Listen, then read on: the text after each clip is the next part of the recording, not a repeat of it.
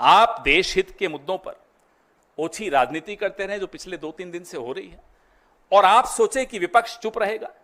आप सोचें कि विपक्ष इतने जो संवेदनशील सवाल हैं, जो देश की गोपनीयता और सुरक्षा से जुड़े हुए हैं, देश के लॉन्ग टर्म इंटरेस्ट से जुड़े हुए हैं, देश के हितों से जुड़े हुए हैं, उस पर हम सवाल नहीं पूछेंगे तो आने वाली पीढ़ी हमको जवाब मांगेगी हमसे कि आप विपक्ष में थे, आप क्यों नहीं बोले। आपका तो जो करेगी आने वाली पीढ़ी वो आप देख ही लेंगे। हम ये सवाल पूछेंगे, आप हमारा मुंह नहीं बंद कर सकते। और अगर हम नहीं पूछेंगे तो पहलगाम, पुलवामा, इस तरह की घटनाएं होती रहेंगी, क्योंकि आप तो नाकारा निकले। इस तरह के काम करते हैं आप, तो ये कांड है, काम नहीं है। और ये कोई आज की बात नहीं है। मैं थोड़ा इतिहास में जरूर जाऊंगा, बहुत महत्वपूर्ण अध्याय है इतिहास का। मोरारजी देसाई, जनसंघ, जनता पार्टी सब मिलकर एक प्रधानमंत्री बनाया मोरारजी देसाई।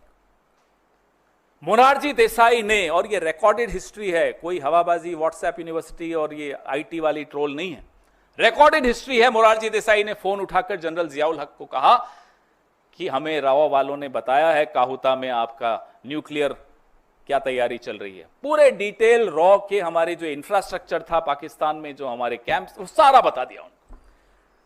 कुछ हफ्तों में, हफ्ते भी नहीं, कुछ दिनों में हमने इतने रॉ के लोग गंवा दिए वहां, उनको पाकिस्तान ने गायब कर दिया, मार दिया, क्या किया हमें नहीं मालूम। और जो दशकों की मेहनत थी रॉ की, वो मोरारजी देसाई के जियाउल हक को एक फोन कॉल में खत्म कर दी। इसीलिए कहता हूं मुखबिरी का इतिहास है। और ये मोरारजी देसाई हैं, जैसा देश में हमारे भारत रत्न होता है ना, पाकिस्तान में निशाने पाकिस्तान होता है। मोरारजी देसाई को पाकिस्तान ने निशाने पाकिस्तान से नवाजा। हम चुप रहते हैं, इसका मतलब नहीं कि हम ये सब पीड़ा हम सब ने झेली नहीं है, इस देश ने नहीं झेली। आज भी कीमत अदा कर रहे हैं मोरारजी देसाई के इस अपराध का, पाप का।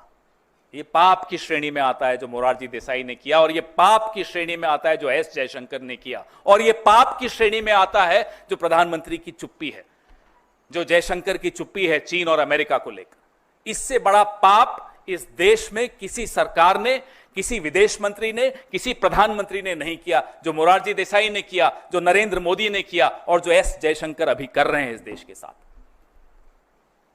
यह गुस्सा हम सबके दिलों में है, क्योंकि हमारे सैनिक पूरा पराक्रम दिखाकर पाकिस्तान को घुटनों पर ले आते हैं, और अचानक डोनाल्ड ट्रंप आते हैं और कहते हैं सीज फायर मैंने करवाया।